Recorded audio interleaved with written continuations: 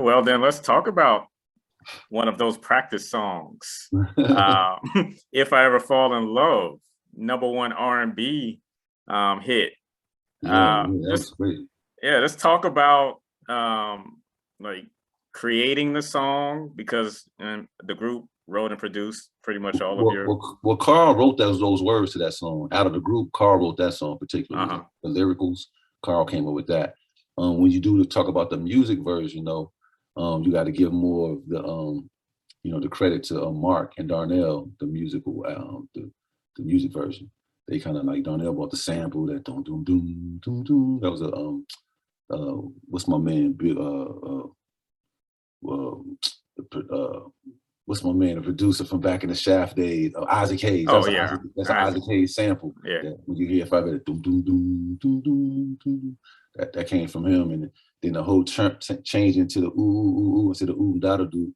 The harmonies, the melody is a little bit different than the acapella, and then all of that stuff was coming from mostly like Mark and Darnell too with the arrangement. So, but Carl wrote the lyrics for that for sure. Right. That's something that he came up with. Yeah. Did you prefer the acapella or the? I love both, man. I never could decide between the two. They both, because I feel like the acapella was like, it hits you as spiritual because there was nothing in the way of the audience and you connecting. There was no track.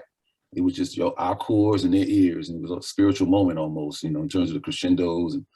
But the music version, I think, added the element of like a sexy type of element to the equation, the way it moved and the slow jam, quiet stormness of it, and just the smoothness of the oohs instead of ooh da da doop, the turkey jerky of that. It's just more smoothed out.